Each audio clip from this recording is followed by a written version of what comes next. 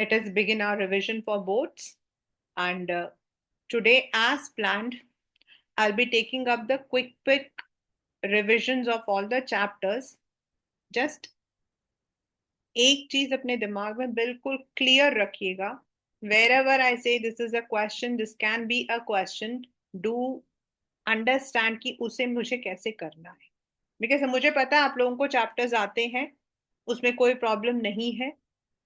I know that, but what kind of questions you can know आ सकते हैं वो आपको देखना. Principles of management according to boards is a very important chapter. That is why I started this session with principles of management. This is a very important chapter and इसके अंदर से boards में आपके जो है हेनरी फ्योल्स एंड टेलर दोनों के principles को आइडेंटिफाई करना आता है और आएगा. So this is one mainly. Secondly, when you are identifying the principles, maybe you are asked what is a feature. So principles of management are, अब आपको जो जो चीजें मैं ध्यान कर रही हूँ, मैं जो जो चीजों को अंडरलाइन कर रही हूँ, डू प्लीज अंडरस्टैंड दैट कि वो मेरा इंपॉर्टेंट कीवर्ड रहेगा. That would be the key word. वो मेरा कीवर्ड है, मतलब ये चीज आएगी, ये चीज मेरे क्वेश्चन में रहेगा. तो सबसे पहला हमारा जो है ये है, that is the broad and general guidelines for decision making. ये आपका पहला जो है गाइड है, दैट इज कीवर्ड है. दैट प्रिंसिपल्स ऑफ मैनेजमेंट क्या है? They are the broad and general and this can be an MCQ. ये आपके एमसीक्यू के अंदर आ सकता है. ठीक है, यानी कि वो आपकी चीजें जो आपको हेल्प करता है to take the decision. Now what are the features of that?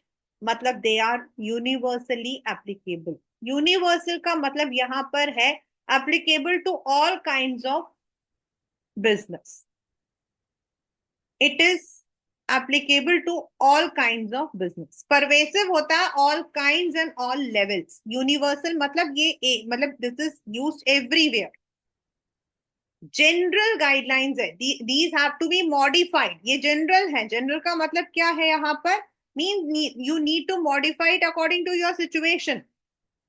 And these principles have been formed by practice and experimentation. As I said, you have to modify. That is why they are flexible. And ये जो guidelines होती है ये हमें behavioural के लिए, जब हम कहते हैं ना मैनेजमेंट बाय ऑफ पीपल, तो ये उनको रिफ्लेक्ट करता है, उनको अफेक्ट करता है, not the things. This is when we are forming through practice and experimentation. हमारा एक कॉज एंड इफेक्ट का फॉर्मूला होता है. अगर हम ऐसा करेंगे तो व्हाट विल हैपन. फिर हम उसे प्रैक्टिस करते हैं, उसको एक्सपेरिमेंट करते हैं और उस रिजल्ट के अकॉर्डिंग हम यूज करते हैं. They are contingent. अब ये कॉन्टेजेंट अभी एक क्वेश्चन था इन अदर चैप्टर. कॉन्टेजेंट मतलब this is prevailing over a particular time. ये एक जगह पर कैसा है, that depends. Now the same principle can not be taken in one branch that is there in another branch. Factory में थोड़ा सा अदर मॉडिफिकेशन होता है, since there we have employ, we have the workers. In the office, there are certain different one because there we have the employees. तो इन चीजों को हम contagion over prevailing time. Why do we need it? Because it provides, ये मैं already आपके साथ में कर चुकी हूँ. Yesterday in the acronym I have done it. They provide you, जब आपको ये principles लेते हो तो you understand how to deal the situation, how to use the resources. They are formed with cause and effect practice, so they are scientific. They help in the dynamic environment, help in social responsibility and also used for the training purposes. अब आता है आपका Fayol's का principle. And in your book, in your exam, you might be getting the identification. तो बच्चा identification के लिए आपने क्या करना है? Please don't confuse with two different. एक जैसे दो कई बार होता है, like we have certain things which look similar. तो वो ही मैं बार बार आपको कह रही हूँ, कीवर्ड कीवर्ड कीवर्ड को ध्यान करो। Division of work, division of work का मतलब हो जाता है the work should be divided and this is part of your organising also. काम को छोटे छोटे हिस्सों में डिवाइड करना, and when we are dividing it, it should be divided on the basis of the specialization also. Like जब आपके teachers हैं, what are the teachers? One is teaching you accounts, another one is teaching you, yes, accounts and economics आपका interrelated होता है, इसीलिए एक teacher दोनों को पढ़ा सकता है। बिजनेस एंड इको आपका इंटररिलेटेड होता है, but why a maths teacher doesn't teach English? Because maths is आपका formula based, English is theoretical based, तो दोनों में स्पेशलाइजेशन आपका अलग हो जाता है। In the offices, in the organisations also the work is divided according to the work and it is also assigned according to the specialisation.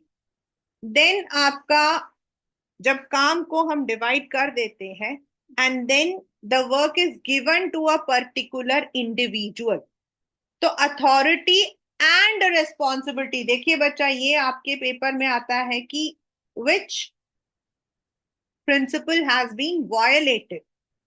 तो when the work is responsible, उसको रिस्पॉन्सिबिलिटी दे दी गई है, तो साथ में आपको अथॉरिटी भी देनी पड़ती है। अथॉरिटी मीन सर्टेन एरियाज जहां the person is able to take the decisions, discipline, the rules and employment agreements जो सबको फॉलो करना पड़ता है। Unity of command, unity of command means one boss and one subordinate. मतलब एक team के अंदर देयर माइट बी 4 और 5, लेकिन उसको वो जो टीम में आ रहा है उसके ऊपर सिर्फ एक boss, there are, it should not be 2 और 3 बॉसेस। पहले जमाने में क्या होता था, जनरल डिपार्टमेंट एक होता था। जनरल डिपार्टमेंट मतलब जनरल, जनरल क्लर्क, टाइपिस्ट, अब उसको कोई भी आके काम पकड़ा जाएगा।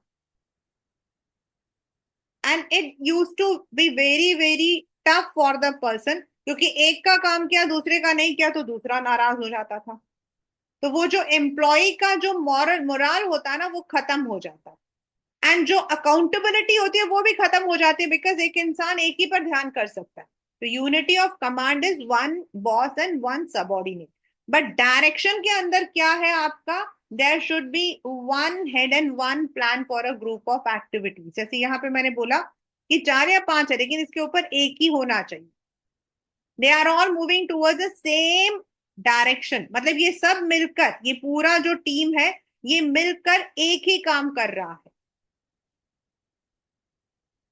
Subordination, this I have always found that you find it difficult. Subordination of individual, subordination का मतलब होता चीज को नीचे रखना, of individual interest to general interest, यानी कि कंपनी का जो फायदा है उसे ऊपर और अपने फायदे को नीचे रखना। कंपनी का जो फायदा है उसे ऊपर और अपने फायदे को नीचे रखना।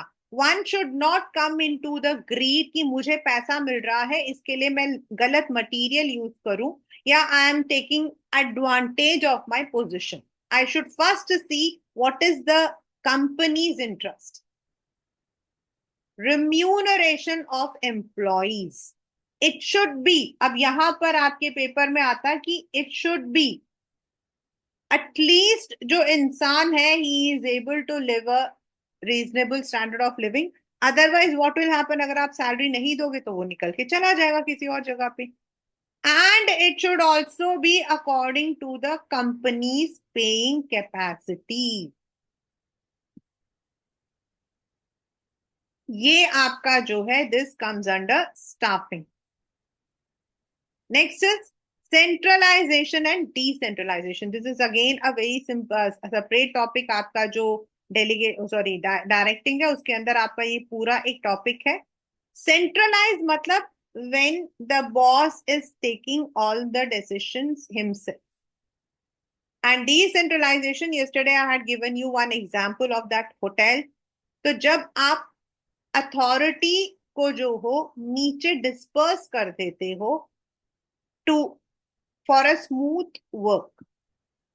Some companies may be completely centralized and there might be completely decentralized, or कहीं most of the time it is a mixture. कुछ आपके important decisions जो होते हैं they are kept only by the top level and the day-to-day regular work is decentralized. Scalar chain, there is a possibility कि आपका direct question आ जाए और ये क्वेश्चन आपका 3, 4, 6 किसी में भी आए.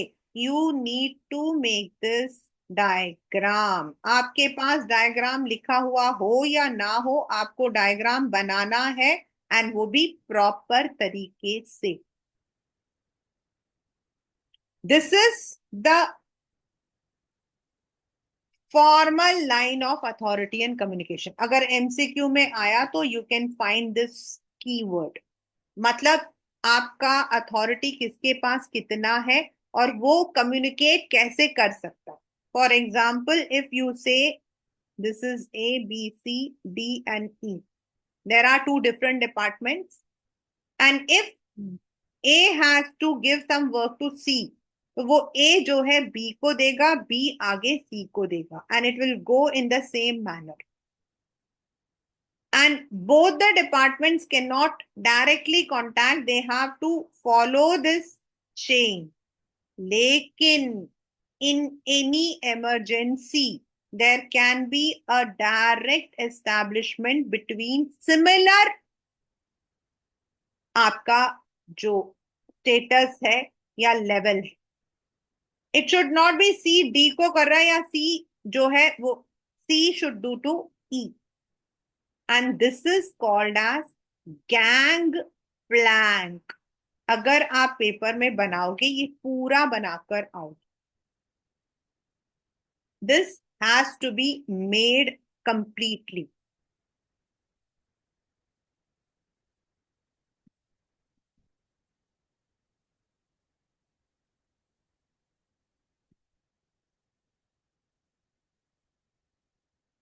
Yes, even in emergency it can be this also. ये ऐसे भी जा सकता, सी जो है ए को भी कर सकता है.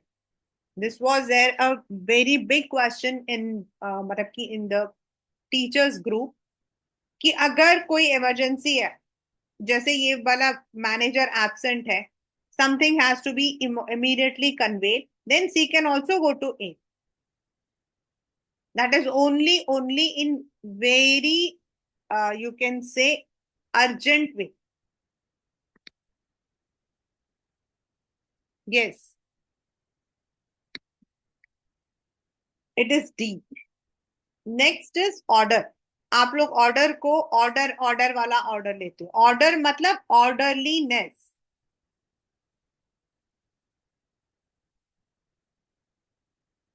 ऑर्डरलीनेस मतलब क्लीनलीनेस. सामान को अपनी अपनी जगह रखना, ऑर्गेनाइज करके रखना. I am using different words for your understanding. यानी अगर इंसान है तो उसके लिए प्रॉपर जगह बनी हुई है. भाई केबिन्स बने हुए हैं, फ्रेंच विंडोज बने हुए हैं, उनके लिए जगह जो है वो निर्धारित है.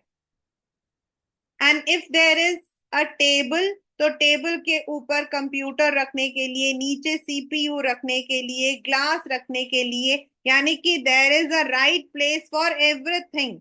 मशीन्स है तो मशीन्स ऐसे रखे होने चाहिए कि लोग आते जाते हैं. And I will tell you one example. अभी recently in January in my मतलब known to person, there was a massive fire broken in the company. And you know what was the main reason कि इतना नुकसान हुआ उस company को? The only way was that the things were not in order. Machine ऐसे पड़ी थी, इंसान को जाने के लिए ऐसे घूम के जाना पड़ रहा था, जो आपके वायर्स है वो इधर आ रही थी, तो आग जब पकड़ा तो लोग भाग नहीं पाए. So orderliness मतलब there should be enough place for everyone to sit. The machine should be kept in right manner, तो राइट यानी कि placing the people and things at the right, तो वो ऑर्डर है. Do not take this order as giving command. This is not command, this is orderliness. Equity. Equity मतलब equal treatment. Sometimes it happens, it is very common in the corporate world. अपने जान पहचान के, अपने level के, अपने status के people normally, या sometimes it may be male members को ज्यादा दे दिया, या sometimes it may be based on caste और religion. It should not. There should be a complete equal treatment. Equity मतलब आपका इक्वल ट्रीटमेंट, सबको बराबरी का देना चाहिए. Stability of personnel. अब यहां पे again the children are much confused. Stability of personnel का मतलब हो जाता है आपका अल्टरयू कि मान लो एक कंपनी है, ठीक है, उस कंपनी के अंदर बार बार जो है ट्रांसफर करते हैं. ओके, 1 महीना, 2 महीना, 3 महीना इंसान जो है एक डिपार्टमेंट में है, अचानक से उसे बोला जाता है तुम दूसरे डिपार्टमेंट में चले जाओ. तो ऐसे में क्या होता है, the people will be demotivated. There is one very famous school in Rohini. There this kind of problems are very common, and you won't believe, every third month in the newspaper the ad is there for a teacher. This is because अगर आप teacher को कभी 6th standard, कभी 7th standard, कभी 5th standard, you need the teacher. भाई teacher को इतना time दो कि वो अपने आप को प्रूव करे. And no one can prove them overnight. कोई भी अपने आप को, चाहे वो एमबीए ग्रेजुएट हो या फिर वो हार्वर्ड से हो, to understand a situation, to understand a situation, उस सिचुएशन को अंडरस्टैंड करना, वहां पर क्या डिसीजन लेना, you need time. And this is from CEO, top CEO level to the worker level. तो there should be a fixed tenure, जिसमें हम लोग उसमें स्टाफिंग में पढ़ते हैं ना, प्रोबेशन पीरियड.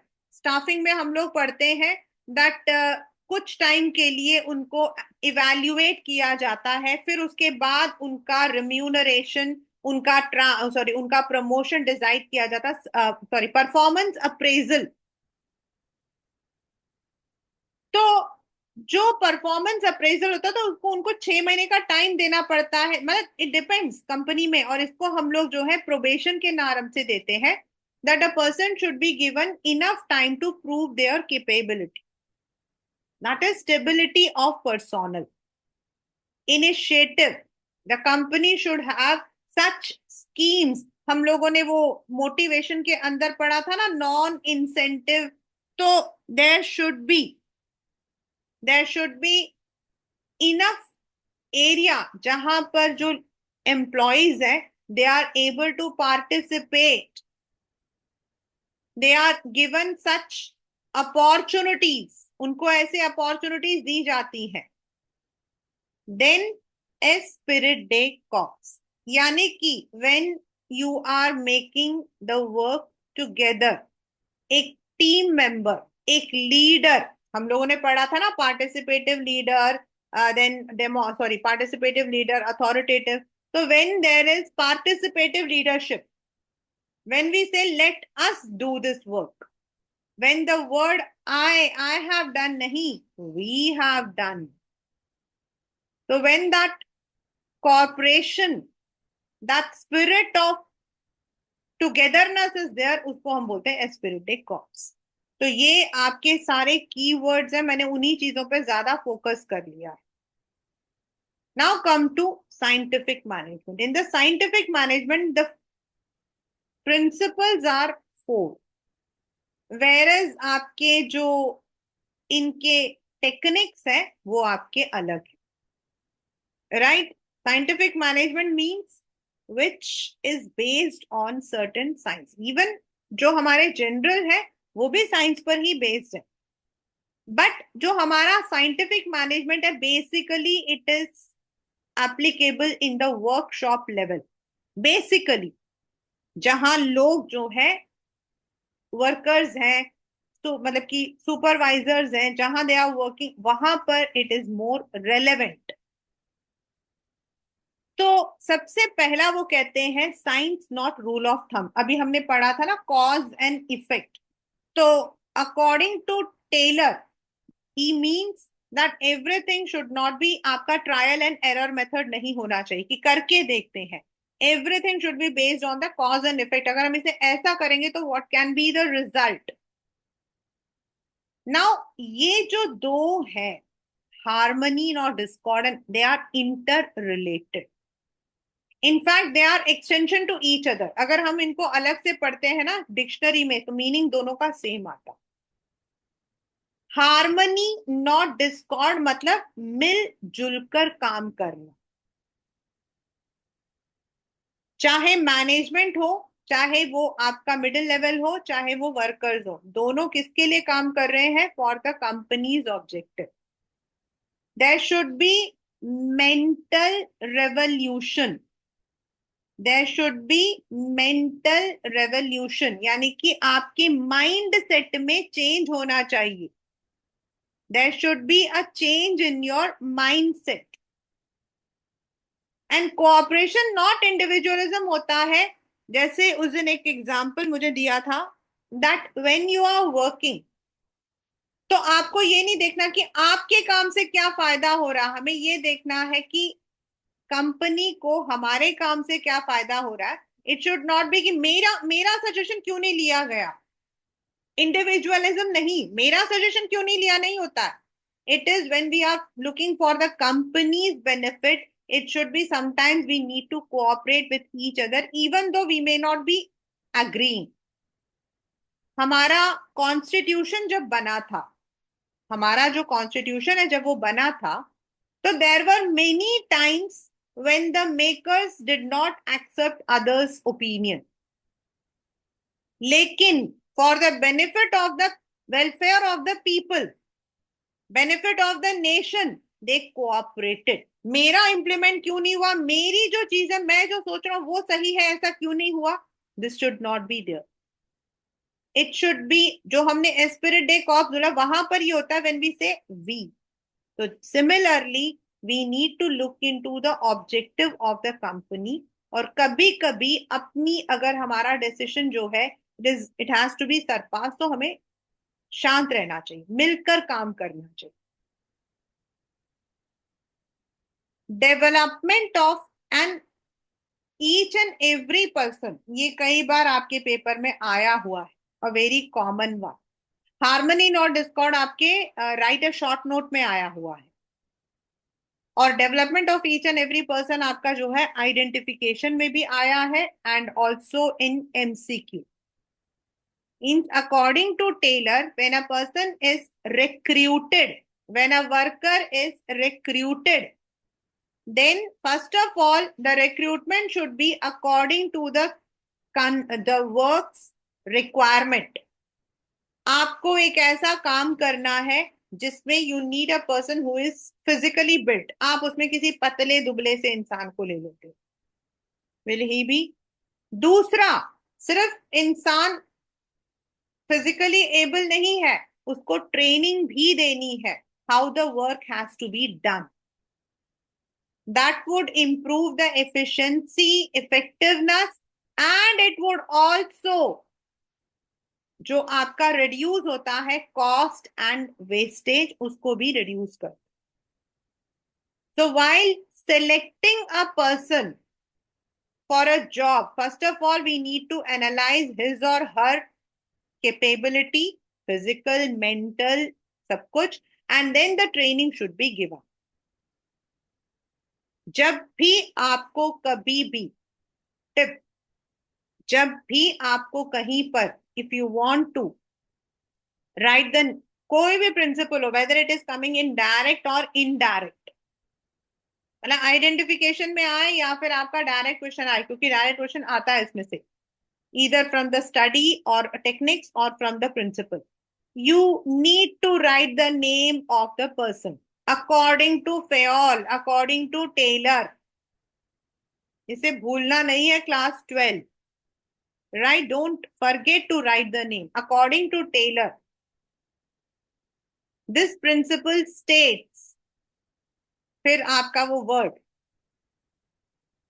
नाउ ये जो हमने चार प्रिंसिपल्स पढ़े हैं, इनको वो कहता है, इसको इंप्लीमेंट करने के लिए at the floor level you need certain techniques. तो पहला है फंक्शनल फोरमैनशिप। इस फंक्शनल फोरमैनशिप से अगेन देयर हैज बीन और there can be a question directly, अगर आता है तो इस तरीके से you will be making the, if it is coming in 3 2, मतलब क्या आता है, 4 मार्क्स में आता है, 2 आएंगे, तो आप बनाओगे इसको। Next is functional foremanship also comes in another way, that is which principle of Fayol is contrast and complementary. तो इसमें दोनों चीजें हैं। फंक्शनल फोरमैनशिप मतलब the work is divided into small parts. अब जब ये आ जाएगा, ये क्वेश्चन आ जाएगा और आपके पास लिखा आइडेंटिफाई, आप तुरंत क्या लिखोगे पता है? मैं बताऊं, डिवीजन ऑफ वर्क। तुरंत आप लोग डिवीजन ऑफ वर्क लिख दोगे, वहीं पर आप गलत हो जाओगे। वाई? आपको नीचे क्वेश्चन पढ़ना है, identify the principle of management है या identify the principle of scientific management है? आया समझ में? If it is principle of management then division of work, and if it is scientific management then functional foremanship. दोनों में डिवाइड करना ही बोलते हैं, दोनों में काम को एक्सपर्ट को देना ही बोलते हैं। लेकिन टेलर का इसके आगे भी है, फेयोल का यहीं तक रह जाता है, टेलर का इसके आगे भी है। और इसके आगे क्या है? According to him the work of a factory manager should be divided into 2 sub departments. पहला प्लानिंग, जो आपका मेंटल एक्सरसाइज है, एंड प्रोडक्शन, जहां एक्चुअल वर्क होता है। पेपर में बहुत बार आया है, बहुत बहुत बहुत बार।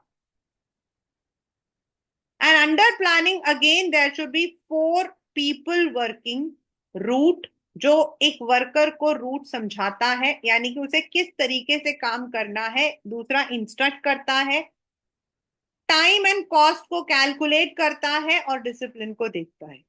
एंड इन द प्रोडक्शन, जहां वर्कर काम करना शुरू करता है, देर इज गैंग बॉस, जहां सारा सामान रखा हुआ होता है, स्पीड को चेक करने के लिए स्पीड बॉक्स, एंड अगर आपके इक्विपमेंट खराब हो जाते हैं तो उन्हें रिपेयर करने के लिए repair boss, and then quality check करने के लिए inspector.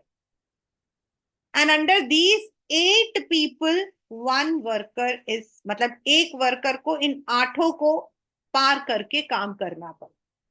So anybody can instruct the worker. That means it is contrast to unity of command.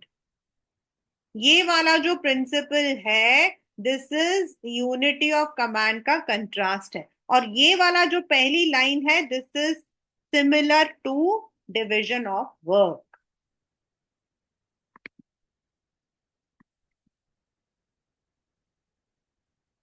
Complementary is similar, contrast is opposite. Complement करना, एक दूसरे को साथ में लेकर चलना, and contrast is opposite. Complementary आपका ऊपर है, division of work, and contrast आपका unity of command. Next is standardisation of work. ये आप लोग अपने मार्केटिंग में भी पढ़ते हो। According to Taylor every work जब हम करते हैं, जब हम मटेरियल्स लेते हैं, रॉ मटेरियल्स लेते हैं, मशीन लेते हैं, there should be some standard set, pre determined standard हमें रखना चाहिए।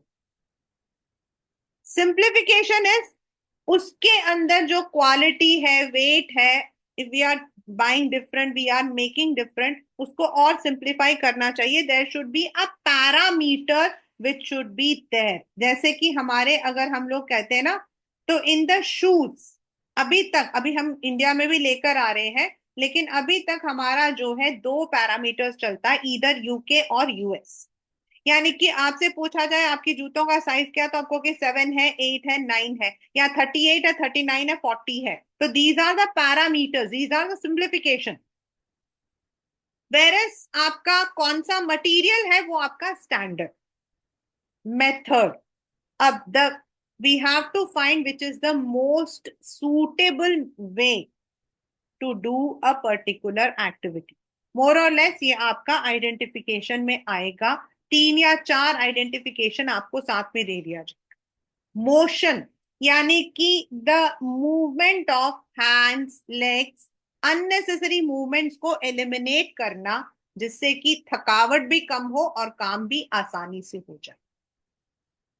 टाइम स्टडी, इसमें आपके पेपर के अंदर ये भी आता है कि आपको कितने लोग चाहिए। अब देखिए, मेरे घर में एक फंक्शन है and I need some cook.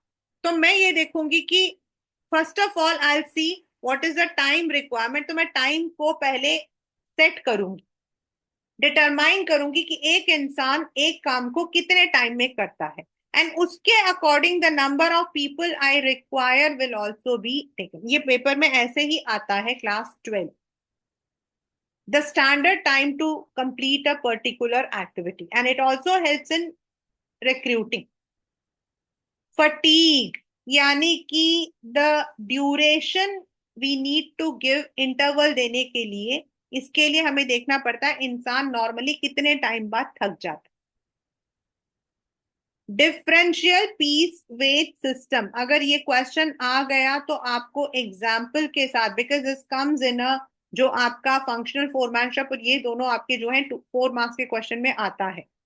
अगर आया तो आपको इसके अंदर जो है you have to give the example. एक इंसान है एक्स जो 1 घंटे में 100 यूनिट बनाता है। दूसरा वाई है, वो 1 घंटे में 50 यूनिट बनाता है।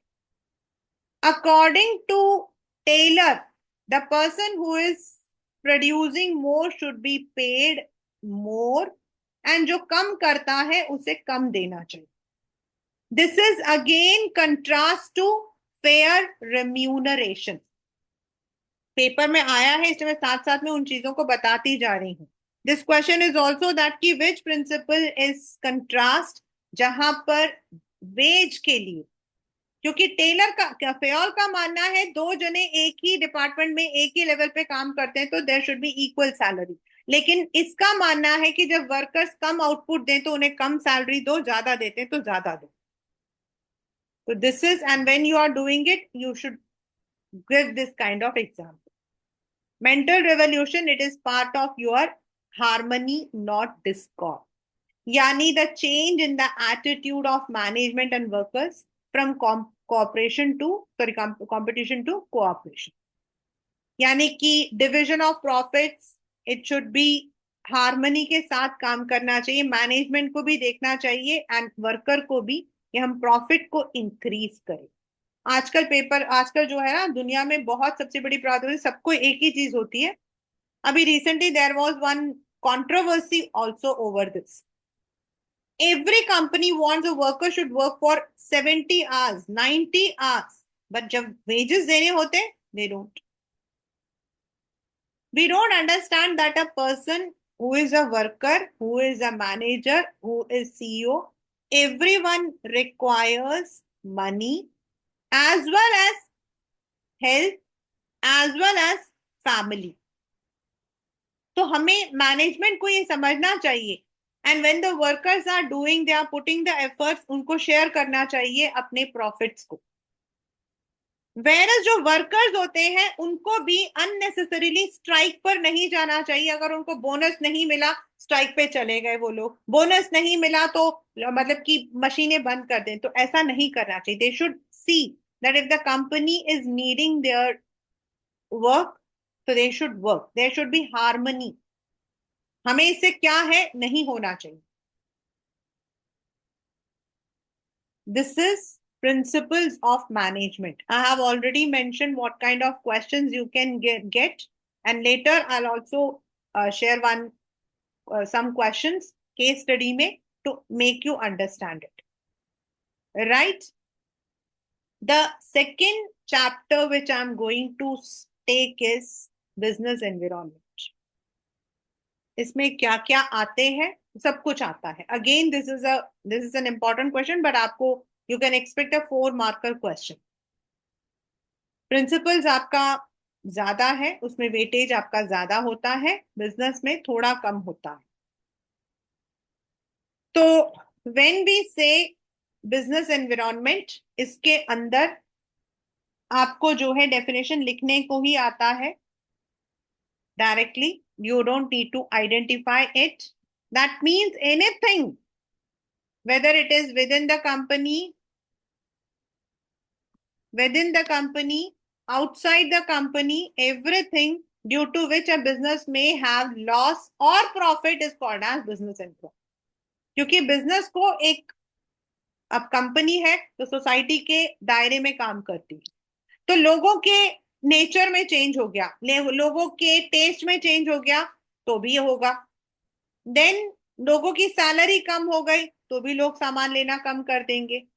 Then it can be within the company also, company के अंदर इन्वेस्टर्स के साथ कोई झगड़ा हो गया तो भी कंपनी में लॉस या प्रॉफिट हो सकता है. तो this is the entire total factors which might be external and internal. Internal मतलब कंपनी के ऑब्जेक्टिव चेंज हो गए, पॉलिसीज चेंज हो गई, ऑर्गेनाइजेशनल स्ट्रक्चर चेंज हो गया, या आपका मेथड चेंज हो गया, इन्वेस्टर्स, तो ये सारा कुछ आपका हो सकता. And external means it might be the customers, the suppliers, competitors, जो कंपनी से डायरेक्टली इन्वॉल्व नहीं है, कंपनी के जो कोई भी चेंज दुनिया में हो रहा उसका, अगर वो आपके बिजनेस से रिलेटेड है तो. Totality of external forces, specifically अगर कोई एक टारगेट कस्टमर चला गया तो भी फर्क होगा, और जनरल फोर्सेस हम पढ़ेंगे. इंटर रिलेटेड, नाउ यहां पर आपके आता सारी प्रॉब्लम्स. अब what is the meaning of inter related and what is the meaning of dynamic? अभी there was one question. Inter related मतलब होता है जितने भी हमारे जनरल एनवायरनमेंट है, लाइक आपका सोशल है, आपका लीगल है, एक से दूसरे एनवायरनमेंट पर फर्क पड़े, नॉट एक से दूसरे पे फर्क पड़ना. अब अगर लॉ निकल गया है कि आपको ये कंटेंट नहीं लाना है ओटीटी पर, लॉ निकल गया है लीगल, तो उसका जो असर होगा that would be on the social also. उसका अगर असर हुआ तो that is inter related. Law निकला था, इस वजह से लोगों की सोच में चेंज आ. And dynamic is changing. Dynamic is changing, that can be within the environment. लोगों की सोच बदल गई, लोगों का. Now there was a question कि जब डायनामिक होता तभी तो वो इंटर रिलेटेड होता ना, तो यस, जब वो डायनामिक होगा तो वो इंटर रिलेटेड होगा, लेकिन पहले है आपको वर्ड्स पर ध्यान करना. You have to look into the words. Yes, changing, अब चेंज होता रहता है चीज. अब लोगों में जैसे अभी गर्मियां हैं तो गर्मियों में जो है लोग ठंडा पीना पसंद करते हैं, सर्दियों में गर्म पीना, तो दैट इज डायनामिक. वेरस हम जिम जा रहे हैं, अब जिम का कल्चर आने की वजह से हम लोगों ने जो है जीरो डाइट कोक पीना शुरू कर दिया, दैट इज इंटर रिलेटेड. तो there is a very minute difference. Yes, when the dynamic होता है, बिजनेस एनवायरनमेंट डायनामिक है, there will be always changes. There will be always changes. कभी प्राइस ऊपर चला जाएगा, कभी प्राइस नीचे आ जाएगा, दैट इज ऑलवेज चेंज्ड. अभी जैसे यूएस ने टैरिफ डाल दिए हैं ऑन सम कंट्रीज, तो नेचुरल है कि पूरा का पूरा बिजनेस जो है उससे फर्क आता है, because we are into that corporate world. तो हमें पता है डायनामिक मीन्स एकदम से देयर विल बी चेंज. जब न्यू इकोनॉमिक पॉलिसीज आई थी हमारे यहाँ पर, तो बिजनेस एनवायरनमेंट में काफी चेंजेस आ गई थी. तो पॉलिटिकल से आपका सोशल मतलब कि उसमें चेंज, तो that is inter related. Where is dynamic is this goes on changing. हमारे टेस्ट, हमारी income, we can not assume कि ऐसा ही रहेगा। डायनेमिक आता है keeps on changing, and interrelated is एक एनवायरमेंट में चेंज आया तो उसका असर दूसरे पे आया। तो बहुत माइन्यूट है, प्लीज इसको जब पढ़ते हो ध्यान से, बार बार कंफ्यूज नहीं होना। अनसर्टन, डायनेमिक है तो अनसर्टन है, you can not expect the same kind of profit, the same kind of people's choice. Complex, because you cannot study the nature of people, the nature of finance, and relative, country to country, region to region, it will be completely different. India में जो है that cannot be there in China, China में जो है that cannot be there in Japan. So relativity is according to the situation, according to the area, zone, वो आपका relativity, ये आपके फीचर्स हैं। Now why do we need it? Definitely if the company, if the political changes आए and there is something जिससे हमें लग रहा है कि हमें अपॉर्चुनिटी मिलने वाली है, हम पहला कदम उठा सकते हैं towards that opportunity, first mover advantage. अगर हमें लगता है कि इससे आने वाले टाइम में हम लोगों को नुकसान होने वाला है, तो it might be a warning signal. बहुत सारे कॉम्पिटिटर्स आ गए हैं, so now the government has allowed private people to come into, तो सारे के सारे लोग जो है उस बिजनेस में आ रहे हैं, तो it is a warning signal. Tapping useful resources, if you have studied, if you have scanned it, अगर आपने स्कैन कर रखा है तो आप उसके लिए money, workforce, whatever you require, you can easily try to tap it because environment is dynamic. आप उन changes को adapt कर सकते हो in a short period, and you can assist in planning and policy formulation, क्योंकि आपने उसको scan किया है तो आगे क्या करना है उस चीज पर आप ध्यान कर सकते, एंड ओवरऑल परफॉर्मेंस को इंप्रूव कर सकते हो। Most of the time fast mover, warning, ये वाला जो है आपके आइडेंटिफिकेशन में आता है। बाकी अगर कभी भी पेपर में आता है तो that comes as,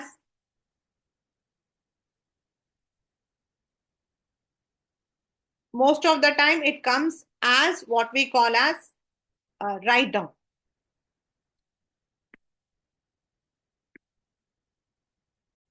Importance, they can be directly write the importances, और जो फर्स्ट एंड सेकेंड वाला है most of the time it has come in the identification, right? This is all in the identification में ही आया हुआ है, अभी तक ये आइडेंटिफाई में ही आता है। अब है components of business environment. Internal which is with in the company, but external में जो मैक्रो फोर्सेस होती हैं, यानी कि जो जनरल एनवायरनमेंट होता है, दैट इज आपका सभी बिजनेस को कहीं ना कहीं असर करता है। So now my question is, have you all slept?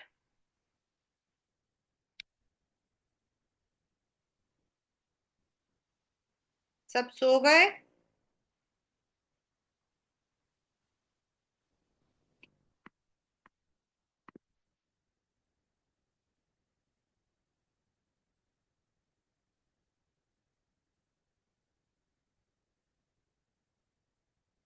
Now, this is your key acronym. S stands for social, L stands for legal, E stands for economic, P stands for political, and T stands for technological. Right? Slept. We have 5 basic environment which affects any business. अब यहां पर हमें क्या करना है, यही अब आपका कीवर्ड है। ये जो वर्ड्स हैं आपके केस स्टडी के अंदर ये वर्ड्स होंगे. You will be there. Inflation is there. Inflation, revenue, money, tax, anything जो इस टर्म से रिलेटेड है, मॉनेटरी टर्म से रिलेटेड है, वो आपका इकोनॉमिक एनवायरनमेंट है. यानी कि economic policy, the government has introduce new changes, new tariff, उनको जो है हम बोलते हैं इकोनॉमिक एनवायरनमेंट. उसके अंदर आपके इन्फ्लेशन रेट्स, रेवेन्यू रेट्स, ये आपका आता है. लोगों का परचेसिंग पावर, लोग जितना खरीद सके, यानी कि जिसमें मनी स्पेंड होता है, आपका मनी आता है, मनी जाता है. सोशल, इसके अंदर व्हेन यू आर, तो द ट्रेडिशंस, हमारे वैल्यूज. अभी फॉर एग्जाम्पल कुंभ मेला हुआ है, right? That is a social environment also. Government ने पॉलिटिकल चेंजेस किए थे, लेकिन उसका जो हमारे वैल्यूज है, we have certain values, are being Hindu we should go. तो हमारा ट्रेडिशन, हमारी वैल्यू, तो change in that, any change in that, that will effect the total business. अभी वहां पर आप जाकर देखो बिजनेस कितने अच्छे से चल रहा है. चाहे आपने वहां चाय की टपरी लगा रखी है या फिर you have a very big pizza shop, everything is running. तो दैट इज चेंज. हमारा चेंज, हमारी मतलब की सोसाइटी के traditions, we should go to that place. Education, birth rate, death rate, standard of living, when we understand society में हमारा मतलब कि वी नीड द चेंज, तो वो हमारा social. Thinking hygienic, technological, any innovation, anything in science, that is आपका technological. वो आप सभी बच्चे इजीली करते हैं. पॉलिटिकल, जैसे अभी हमारा जो है इलेक्शंस हुए, तो जनरली कैसा पॉलिटिकल सिचुएशन रहता, what is the stability. Bar bar government जो है, कोएलिशन गवर्नमेंट है, इट इज गो मतलब कि वो बार बार गिरती है, दोबारा इलेक्शंस होते हैं. जिन क्योंकि हर एक पॉलिटिकल पार्टी का अपना एक वे होता है. Like in US, now Trump has come, और उसके वजह से the entire business community has been affected, चाहे पॉजिटिव या negative. Because when a government is formed, there are different changes in the government's policy, not in the economic. Government की policy, government कैसा outlook कर रहा है. Like now the government doesn't want this. Government जो है, it is business के अंदर it wants to increase, decrease, aid दे रहा है. government जो है वो help कर रहा है politically. That is आपका political. इसको आपने जो है किसी भी चीज के, यहां पर सिर्फ गवर्नमेंट्स एटीट्यूड है, इनमें कोई वर्ड एक्ट, लॉ कुछ नहीं आएगा. गवर्नमेंट का attitude, government is planning, government is introducing. And legal होता है जब इस पॉलिटिकल जो सोच है उसको आपने एक ठप्पा लगा दिया, उसको आपने एक एक्ट बना दिया, उसको कोर्ट का जजमेंट है, now it should not be done. अभी recently there have been many laws passed, the judgment of court, बड़े सारी चेंजेस आई हैं. या कोई कमीशन सेटअप हुआ है, उन्होंने बोला है कि दिस इज रॉन्ग, अब ये चीज नहीं होनी चाहिए, एक्ट पास हो गया है, this should not be done, this kind of cloth should not B, मतलब कि ये जो है मैन्युफैक्चर नहीं करना चाहिए, this kind of material should not B use, because इसकी वजह से आपका जो है इसको फर्क हो रहा है. तो they have pass the law कि इसके मतलब इस लॉ के अकॉर्डिंग अगर आप करोगे तो यू आर पनिशेबल. तब आपका होता है लीगल, यानी कि एक्ट, जजमेंट, आपके जो है ऑर्डर, ये वर्ड्स आपके पेपर में होंगे. Order, judgment, act. और पॉलिटिकल में the policies of government, the government has decided, decide करने में और उसे लॉ बनाने में देयर इज फर्क होता है.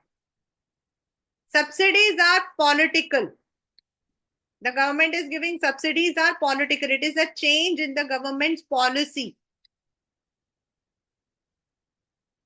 Last but not the least is the change demon, जो कि गवर्नमेंट की पॉलिसी थी, but when it was enacted it became a legal one.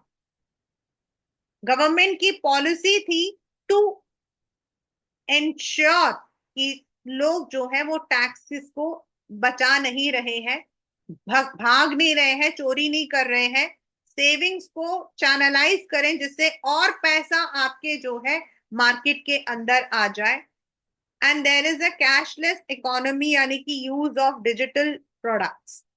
और उसके लिए RBI had enacted the demon which became the economic environment, क्योंकि उसके according आपके जो लीगल टेंडर्स थे दे वर विड्रॉन और उनकी वैल्यू को खत्म कर दिया। इंपॉर्टेंट है, पहले तो पेपर में काफी बार आ चुका है। This has been there in the paper many a times, right?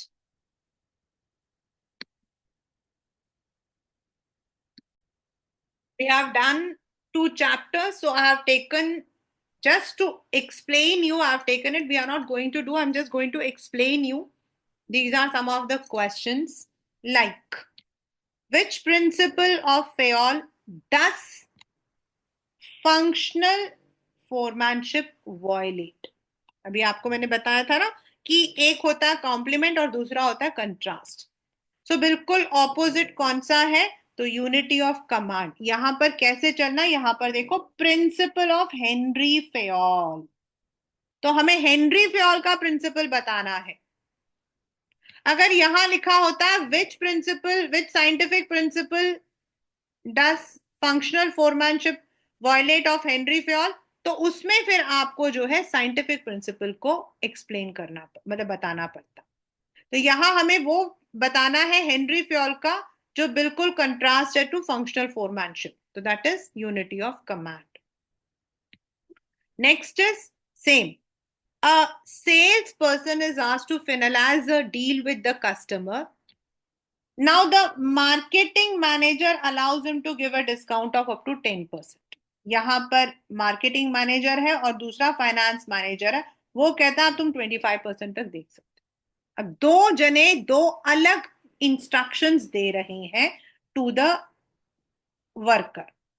एक बोल रहा है 10% दो, दूसरा बोल रहा है 25%। अब वो किसकी बात मानेगा? This is unity of command. Two bosses are instructing, right? Then identify and explain the principles of management of Taylor and Fayol referred him. हमें दोनों को देखना है। पहला, प्रिंसिपल्स ऑफ टेलर एंड, ये काफी पेपर में आया हुआ क्वेश्चन है, बहुत रिपीटेड आया हुआ है। आर म्यूचुअली कॉम्प्लीमेंट्री, मतलब कुछ मिलते हैं। One believed the management should gain with workers while others suggested it should depend upon the earning capacity of company and should give, मतलब एक प्रिंसिपल ये स्टेट करता है कि आपको जो है वर्कर्स को शेयर करना चाहिए, दूसरा कहता है जितना वो काम करता उतना ही करना चाहिए। कौन सा वाला है? ये वाला। This is remuneration. The next is and should give them a reasonable standard of living. तो ये कौन से प्रिंसिपल्स हैं? One is harmony not discord, यानी कि मेंटल रेवोल्यूशन, दूसरा रेम्यूनरेशन। मतलब एक का मानना है there should be cooperation, the worker should be given the gain, and दूसरा कहता है employees compensation to depend upon the earning capacity and should give them a reasonable standard of living. ये वाला वर्ड हमने किस में पढ़ा था? फेयोल्स के रिम्यूनरेशन में। तो आपको ये वाला ये जो लाइन है उसको बताना कि कौन से वाला प्रिंसिपल है। तो ऊपर वाला आपका टेलर का प्रिंसिपल है और नीचे वाला आपका फेयोल का principle. This is what you have to do in this question. कभी कभी जैसे इसमें लिखा explain, तो that means you have to either explain. This is not a 1 marker question. In fact, it has been in the 4 marker question. Next is the production manager, सबसे पहले question को पढ़िए, briefly the principle relating to the situation. The production manager asked the foreman to achieve a target of 200 scooters per day, but he did not give the authority।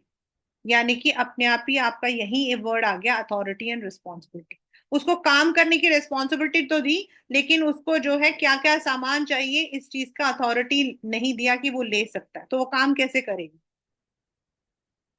तो can the production manager blame the foreman if he is not able to know, because he has violated principle, authority and responsibility. Which principle states management should be open to constructive initiative? And अगर scientific है तो कौन सा होना चाहिए? If it is scientific, then what should be there?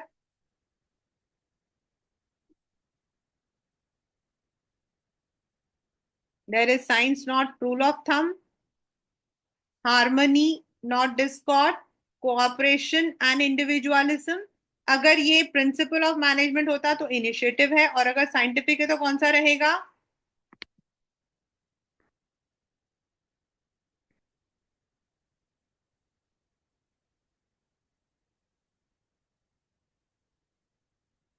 अपना नहीं, सबका मिलकर करना।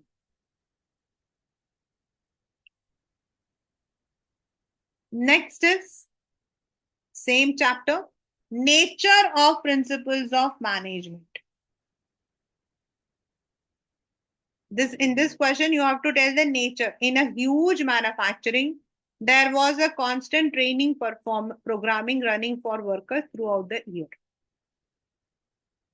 The workers were trained about machines because the management realized it is all about relation among workers and proper handling, यानी कि scientific decisions। As the size of organization increased, they decided to release their hold on day-to-day activities। A more decentralized approach, यानी कि centralization, decentralization, आपका जो इसमें nature है वो बताना। तो what were the natures we have done? हमने principles of management के कौन कौन से natures पढ़े हैं, ऊपर देखिए आप।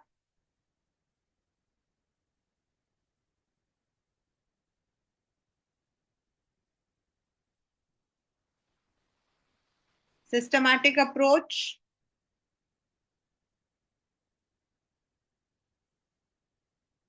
general guidelines, formed by practice, behavioral, relation between cause and effect। These are the principles, 7 principles, features, sorry। तो आपको उनमें से बताना है कि what are these।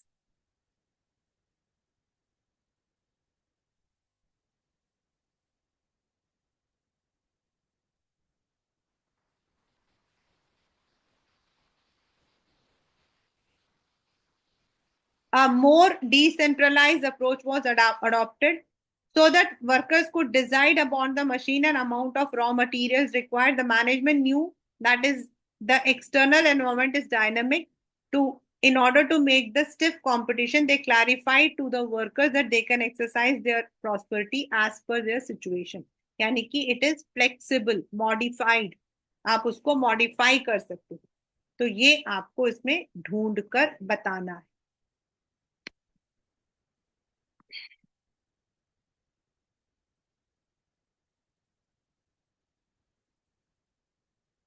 Based on practice, based on experimentation।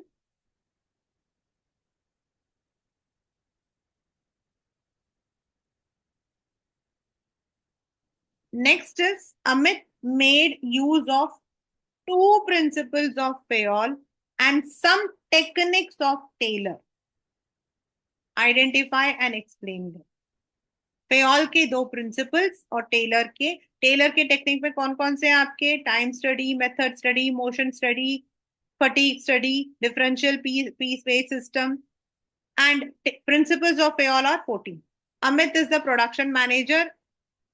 For various alternative methods are available which can result in minimization of cost and maximization। यानी कि method study आपका पहला। On visiting his factory, he found that the workers are keeping their tools here and there and they waste there. यानी कि यहाँ पर principle आपका order, right place for everything. The workers, sorry, similarly, no place was fixed for the repair clerk or route clerk. यानी कि proper place for people and things. The workers kept on searching them. He called a meeting and informed about the findings. He fixed a place for every tool. He also gave direction regarding working hours, leave provisions, punishment, यानी कि discipline.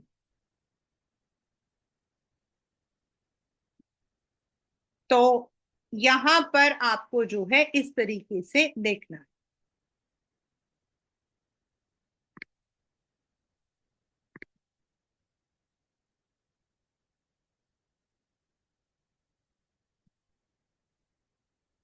We are not talking about the principles of scientific management. We are talking about the techniques. और technique के अंदर आपका है time study, method study, आपका motion study, ये आपके हैं fatigue, differential piece wage system, ये आपके हैं. And when it says science not science not rule of thumb, cooperation not individualism, harmony not discord, ये वाले आपके scientific principles हैं. So don't confuse with them. ये आपका एक क्वेश्चन था which is very old question.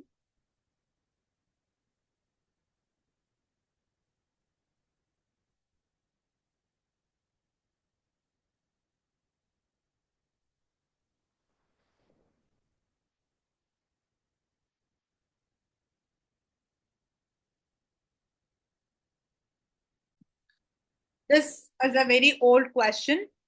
Feature and dimension. Two big movies were scheduled to be released on the same date. अभी भी हुआ था, छावा और एक और था. On the last moment, one of the movies had to be postponed because of opposition by group of people due to controversial content. अब यहां पर प्रॉब्लम क्या है कि दो मूवीज इंटर, यहां पर what do they want to say is कि जो लोग थे, जिसमें उसमें कुछ मूवीज में ऐसा डायलॉग था, कोई गाना था, एंड वो जो है दे उनको लगा कि that is bad in their taste. ठीक है, that is bad in their taste. इसी वजह से उन्होंने प्रोटेस्ट किया और उस मूवी को रिलीज होने से रोक दिया. यानी कि that was a social environment, that was a social environment due to the people's change in their attitude, in their thinking. और उसकी वजह से जो दूसरी मूवी थी उसको फायदा हो गया. यानी कि एक सोशल चेंज होने की वजह से दूसरी मूवी को प्रॉफिट हो गया. तो what feature it is? Inter related.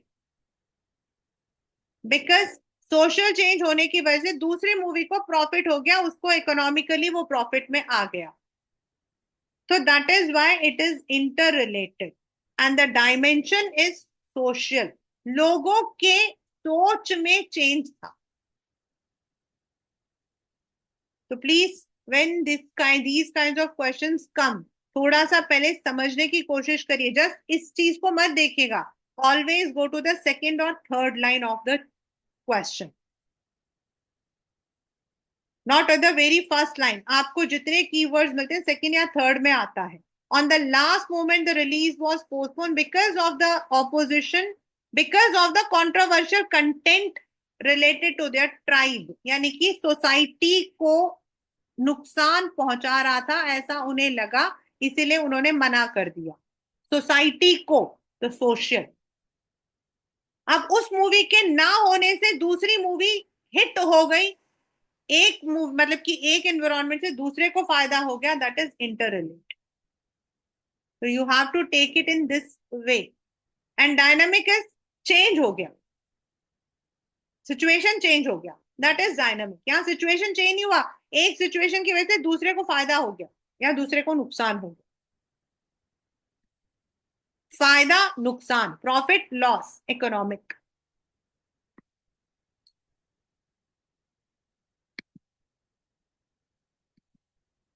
The next chapter which I have taken is financial management. Again, if you look into the exams pattern, the types of questions, in this question again आपका जो है आपको ज्यादा होता है। जैसे principles I said you have, it's मतलब कि वेटेज ज्यादा है, मैनेजमेंट का भी आपका वेटेज जो है वो ज्यादा है।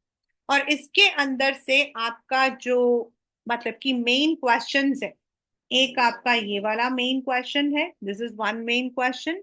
देन आपके आइडेंटिफिकेशन में डिसीशंस आपके, देन जो फैक्टर्स है वो आपसे जो है there might be direct question आता है, एक्सप्लेन द फैक्टर्स एज, कल मैंने शायद एक दो तो मैंने आपको करवाए भी है, तो वो फैक्टर्स आपके। Then the concept of capital structure, and then EPS वाला question, it may be a 4 marker question. And ये वाले जो factors affecting the choice of capital structure है वर्किंग, और ये अगेन 4 और 6 दोनों में आ जाए, ये आइडेंटिफाई में भी आता है और उसको एक्सप्लेन करने के लिए भी आता है। तो 6 तो आपको अच्छे से लर्न करके ही रखना, लर्न करके जिसको, राइट। तो financial management is managing the money. अब वो मनी आना, देखो आई एम सेइंग आना जाना, उसको कैसे यूज करना, एवरीथिंग इज फाइनेंशियल मैनेजमेंट। यानी आपका जो मेन ऑब्जेक्टिव है, मतलब हमें क्यों फाइनेंशियल मैनेजमेंट करना है, this is 1 marker question because we want to maximise the wealth of the investors. ये देखिए यहां लिखा ना, shareholders current wealth is equal to number of share into market price. मान लो मेरे पास 100 शेयर्स हैं जिसको मैंने 100 रुपए में खरीदा था, राइट। नाउ करेंटली उसका प्राइस 200 रुपए है, यानी कि मेरी जो शेयर वैल्यू वो डबल हो गई है, यानी कि वो कंपनी फाइनेंशियली स्ट्रांग है। लेकिन अगर वो कम हो जाती है, that means the financial management of that company is weak. तो फाइनेंशियल मैनेजमेंट का मेन एम होता है, ये आपका फाइनेंशियल मैनेजमेंट एंड प्लानिंग दोनों का साथ में आता है। प्लानिंग अभी हम करेंगे, पहले हम ये करें, ठीक है। Now when we say finance, तो finance is a broad term. Finance आपका जो है 3D है, यानी कि आपके जो है 3 डायमेंशंस है। इसके अंदर हमें कहां पर पैसे को लगाना है, कहां पर हमें, कहां से अगर हमें रिक्वायरमेंट हो पैसों को फाइनेंस करना है, and when the company is running and it is in profit, तो उस डिविडेंड को कैसे हमें देना है, नहीं देना है। तो these are the 3 crucial decisions आपके पेपर में। This always has been identify the decision taken by the company, by the manager and the factors affecting the same आता है, राइट। इन्वेस्टमेंट मतलब where, on which asset you want to invest. Long term में आप किस पर करना चाहते हो, शॉर्ट टर्म में आप किस पर करना चाहते हो। Like in a house also, अगर आप अपने पेरेंट्स से बात करोगे, इफ यू आर मतलब कि कन्वर्जेंट विद योर पेरेंट्स, आप पूछ सकते हो लॉन्ग टर्म में हम लोग जो है पेरेंट्स जो है इन्वेस्ट करते हैं इन लॉट्स ऑफ शेयर्स, मतलब कि ऐसे कुछ पे, और शॉर्ट टर्म में एफडी वगैरह बना के रखते हैं ताकि कभी भी रिक्वायरमेंट होती है तो हम उसको इमीडिएटली यूज करें। तो वेयर यू आर इन्वेस्टिंग, और इन्वेस्टमेंट का क्राइटेरिया होता है कि आपको कितना प्रॉफिट वापस मिल रहा है, द रिटर्न ऑन इन्वेस्टमेंट, आपको कितना रिटर्न मिलेगा, तो उसके अकॉर्डिंग हम इन्वेस्ट करते। द कंपनी चाहे वो ब्रांच खरीद रही है, चाहे वो एक नया प्रोजेक्ट स्टार्ट कर रही है, financing is the long term source को, वो कहां से, how much it should use the debt capital, कितना उसको इक्विटी के साथ यूज करना चाहिए, उसको एनालाइज करना। And dividend is the part of profit that should B dividend, मतलब should be done.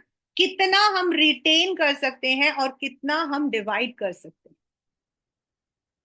These are the three, and you it will be coming in your identification and its factors.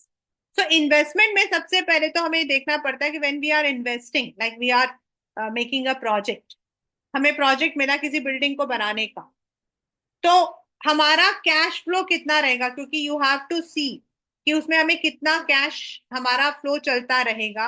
What will be the rate of return when we are and other investment criterias involve.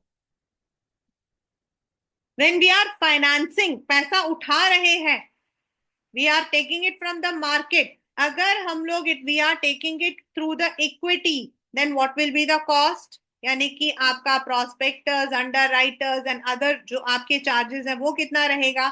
When it is in the debt है तो उसका cost कितना रहेगा. Overall हम debt का जो ratio divide करते हैं, कितना हम दे रहे हैं.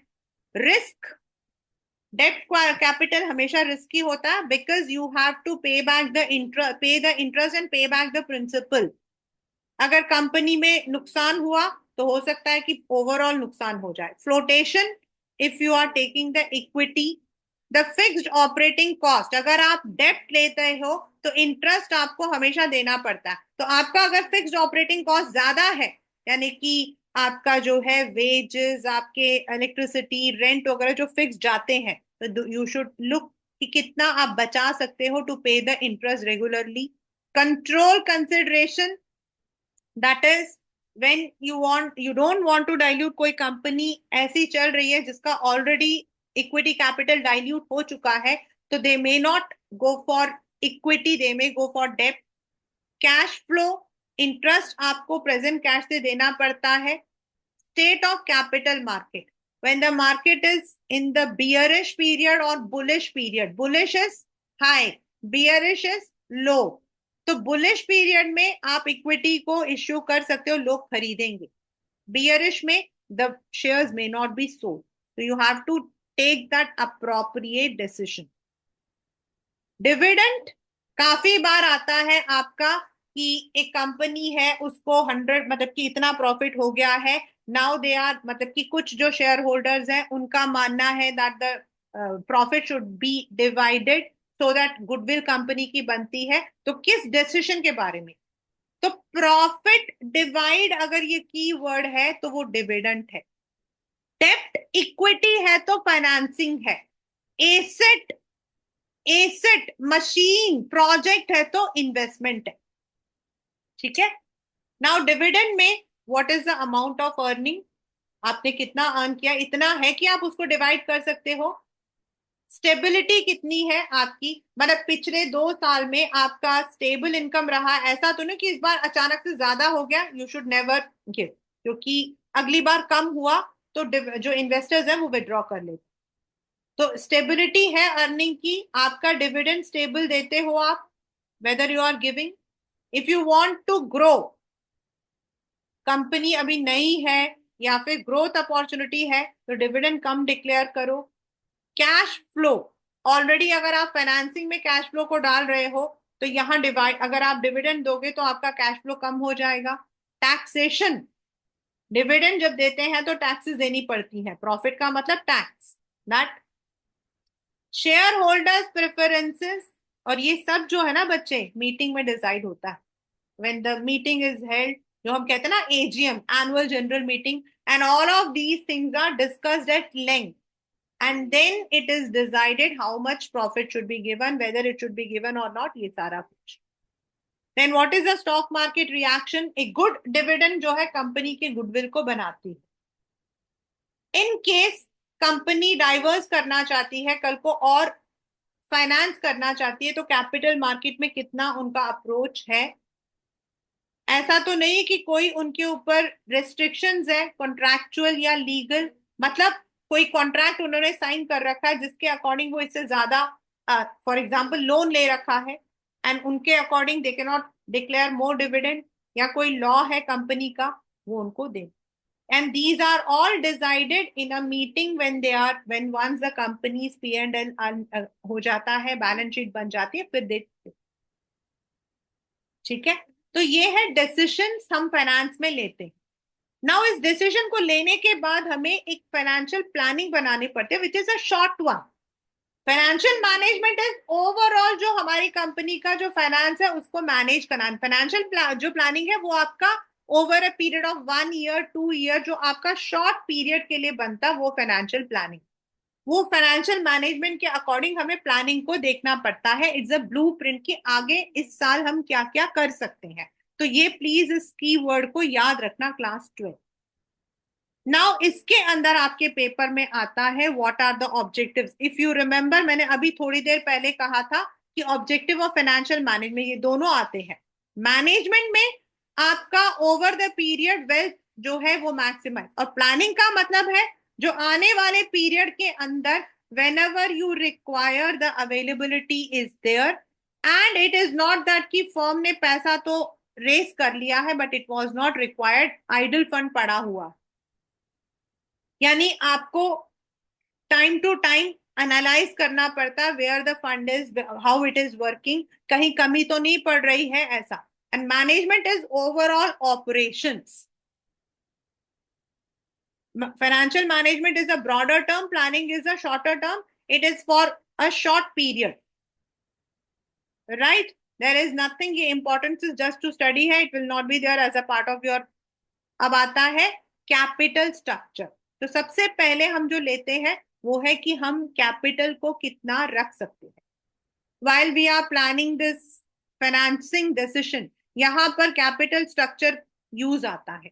तो हमें अपनी कंपनी में कितना कैपिटल स्ट्रक्चर रखना चाहिए, यानी कि what should be the composition of the long term and short term.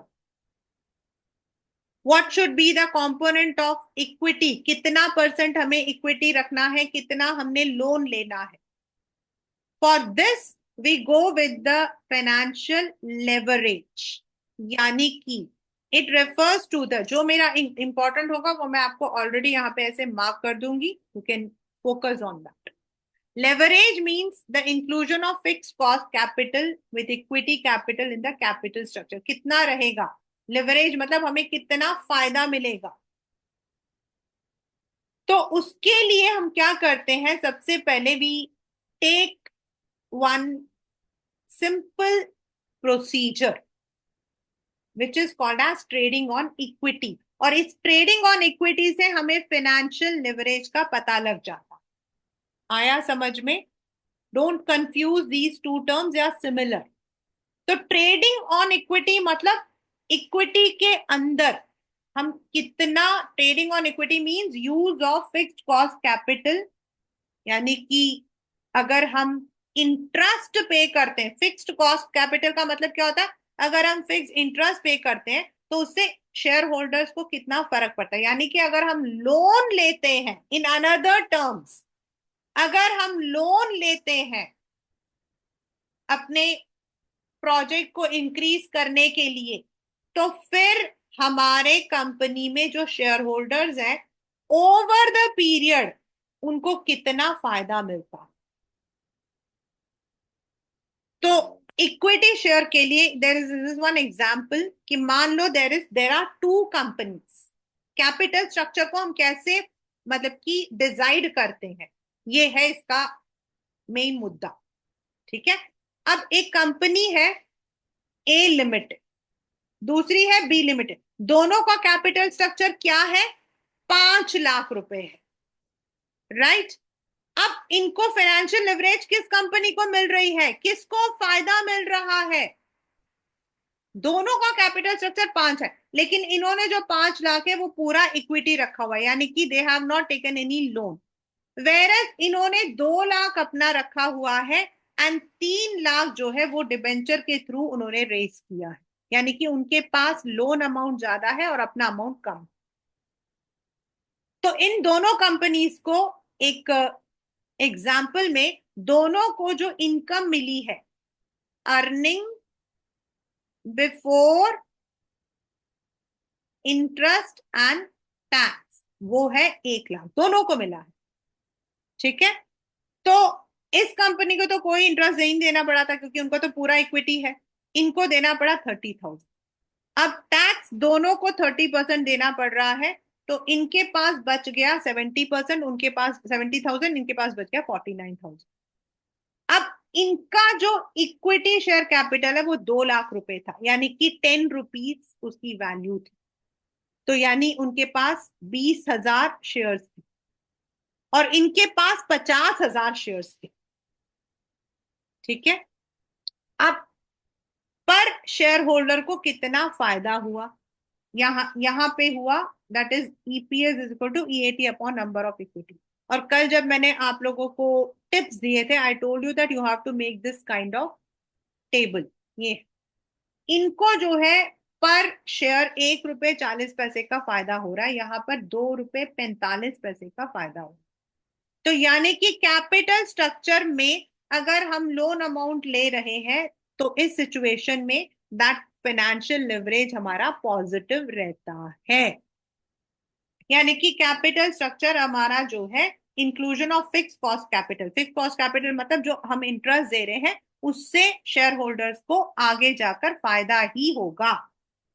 तो this is trading on equity, financial leverage, या फिर how to decide the capital structure of a company. Hope this is crystal clear to all of you. The terms trading on equity, financial leverage, मतलब financial leverage मतलब उनको कितना फायदा मिल रहा है, और उसके लिए हम ट्रेडिंग ऑन इक्विटी का फॉर्मूला लगाकर हम उसको एनालाइज करते हैं। और अगर हमारा ट्रेडिंग ऑन इक्विटी हमारे लिए फेवरेबल है तो फेवरेबल फाइनेंशियल लिवरेज, यानी कि हम अपने कैपिटल स्ट्रक्चर में डेब्ट को ज्यादा रख सकते हैं। This is how we decide the capital structure. ठीक है। तो कैपिटल स्ट्रक्चर में एक तो हमने ये देखा ट्रेडिंग ऑन इक्विटी, उसके अलावा भी देर आर डिफरेंट आपके factors. Cash flow, this is because आप जितना भी इंटरेस्ट दोगे that would be from the present earning, तो that should be strong. ICR, over a period आप जो इंटरेस्ट दे रहे हो उसको आपको मल्टीप्लाई करना पड़ता है, एंड आईसीआर का ही जो एक्सटेंशन है वो है डीएससीआर, जो रेशियो आपका कितना टोटल अदर मतलब कि सारा कुछ लेकर आप कितना रेशियो आपका आ रहा। Return on investment, it should always be higher than the interest you are paying, ये 1 मार्कर में भी आता है। और इसको आप ईपीएस के क्वेश्चन से कंफ्यूज नहीं करोगे। Class 12 X Limited wanted to buy a new branch, open a new branch. So the investment return on investment was 15%. They decided to take a loan and the interest they were supposed to pay was 18%.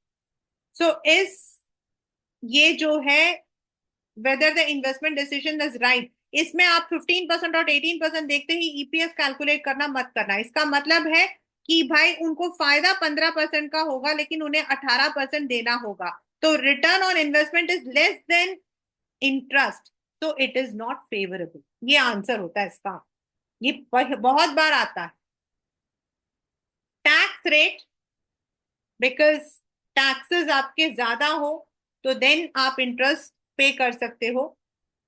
Cost of debt, cost of equity capital, उनको calculate करते हैं हम। Date में आप कितना दे रहे हो, equity में what will be the cost over the period. Flotation risk, डेप्ट इज ऑलवेज रिस्की, अभी ऊपर भी हमने पढ़ा था।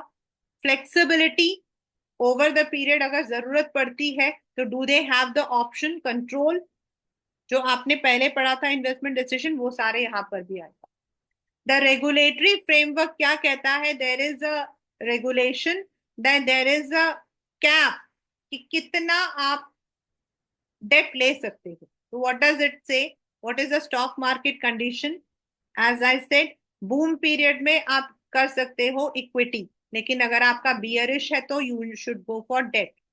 And what are the, it doesn't matter, but then you should have a study जो कंपनीज अच्छा कर रही हैं उनकी। Last but not the least is the working and, ये आपका जो है दिस इज फिक्स कैपिटल, वो कैपिटल जो आपको लॉन्ग टर्म में चाहिए, and working day to day. ये आपका क्वेश्चन जो है इंपॉर्टेंट है, factors affecting fix capital. Paper में identify and right the factors आता है, तो आइडेंटिफिकेशन मतलब जो आपको पैसा फिक्स्ड चीजों पर, लैंड, बिल्डिंग, मशीन, इनके लिए चाहिए होता है, on a long term it is fixed, which is for the working, that is आपका वर्किंग कैपिटल, यानी कि डे टू डे अफेयर्स आपका, रेंट आपका, इंश्योरेंस आपका, ये सारा आपका वर्किंग कैपिटल। प्लीज ये आपका जो है, इसके फैक्टर्स क्या है? Fixed, if your company is manufacturing you will need more money, मशीनें चाहिए, लार्ज स्केल पर कर रहे हो, ज्यादा मैन्युफैक्चर करते हो, ज्यादा ब्रांचेस है, ज्यादा चॉइस ऑफ टेक्निक, मैनुअल हमेशा कम होता है एंड आपके जो मशीन्स हैं वो ज्यादा यूज होता है। If your company is using a technology this requires upgradation more often, आपको ज्यादा जरूरत पड़ेगी, लाइक कंप्यूटर्स। डाइवर्सिफिकेशन, एक की जगह आप 4 प्रोडक्ट्स बना रहे हो, ज्यादा जरूरत पड़ेगी। ग्रो करना चाहते हो, 100 प्रोडक्ट से 1000 पे जा रहे हो, ज्यादा चाहिए होगा। फाइनेंसिंग ऑल्टरनेटिव्स, यानी कि अगर आपके पास अदर ऑल्टरनेटिव्स हैं, then you may go for less डेब्ट and more equity, more less equity and more डेब्ट। And level of collaboration, for example if you are taking a building which is also collaborated, आप किसी और के साथ कर रहे हो, वो आपके साथ शेयर कर रहा है रेंट को या फिर किसी और को, तो यू कैन हैव लेस, आपका लेस कैपिटल रिक्वायरमेंट होगा। Working capital, if your business is trading, ये पेपर में सबसे ज्यादा आया हुआ है, सबसे ज्यादा, मतलब इफ आई से 10 पेपर्स तो 7 में आपको मिल सकता है this question.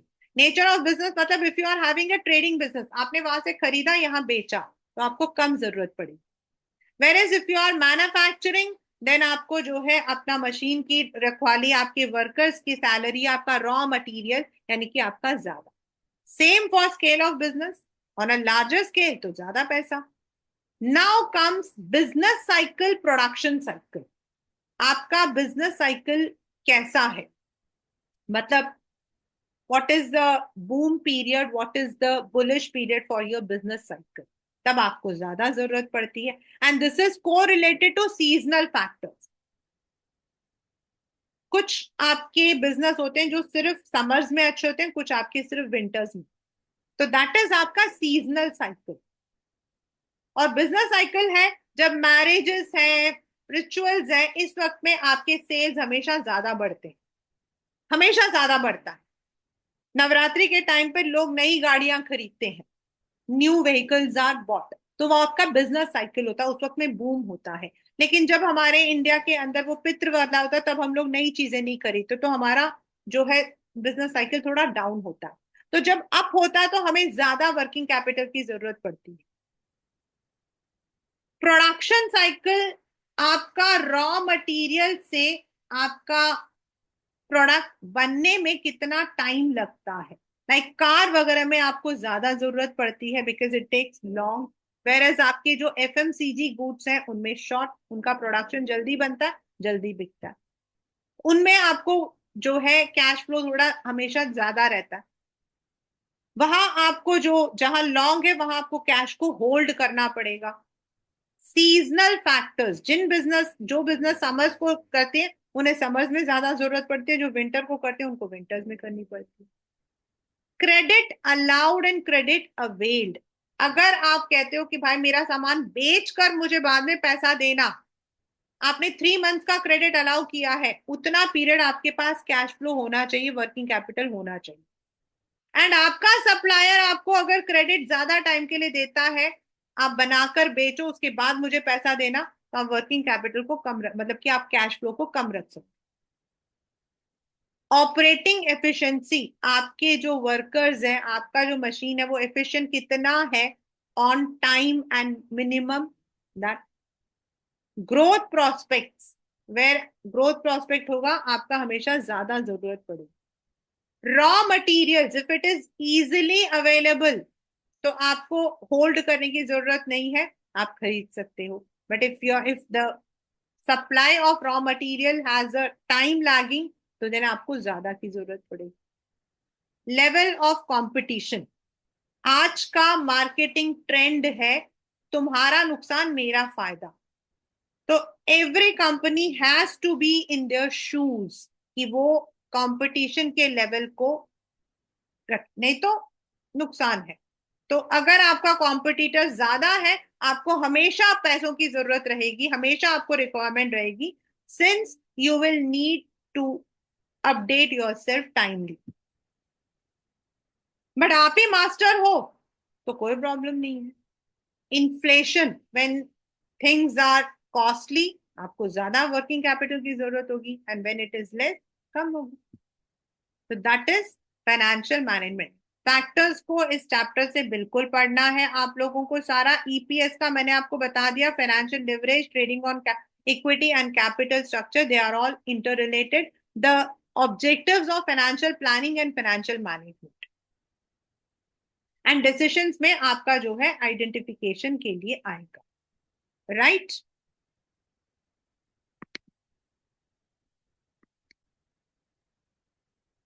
I have manifested that you all are going to get 70 above in BST. Or manifestation works. I have worked hard, you have worked hard, तो हम रॉक करेंगे क्लास 12. चलिए, the last chapter which we are going to do today is marketing. Marketing आज की date पर सबसे बड़ा एक ट्रेंड है. And what is marketing management? यानी कि वो जो हमारा सामान तैयार होकर मार्केट में जाकर लोगों ने उसे पसंद करके वापस हमारी तरफ आ रहे हैं, ये जो पूरा एक साइकिल चलता रहता है, उसको कैसे हम मैनेज करते हैं, वो है मार्केटिंग मैनेजमेंट. राइट. तो मार्केटिंग मैनेजमेंट वो होता है जहां हम आइडेंटिफाई करते हैं लोगों को क्या जरूरत है, उन्हें पर्टिकुलरली क्या चाहिए. जरूरत एंड चाहिए, नीड एंड वांट. जब हमने इसको एनालाइज कर लिया तो हम एक मार्केट में ऑफर देते हैं कि हम ये सामान आपको बना के देंगे, उसके जो आपके लिए वैल्यूएबल होगा, and you will be giving us some money, जिससे हमें प्रॉफिट मिलेगा. तो that is what the features of marketing say. Now in the marketing, जब आप सामान को खरीदते हो, ठीक है, तो सामान को जब आप खरीदते हो तो उसमें आपके लिए you have certain things related to it. आप मोबाइल क्यों खरीदते हो? गेम खेलने के लिए, इंस्टा चलाने के लिए, टेलीग्राम चलाने के लिए. राइट. तो सबसे पहले हमें वो एनालाइज करना पड़ता कौन किस पर्पस के लिए उस सामान को खरीदता है. राइट. तो उनमें हम लोग लेकर आते हैं सबसे पहले द फंक्शंस ऑफ मार्केटिंग. तो फंक्शंस ऑफ मार्केटिंग अगर मैं करवा रही हूं तो उसी के अंदर आपके जो मार्केटिंग मिक्स वगैरह वो सब कुछ आ जाता है.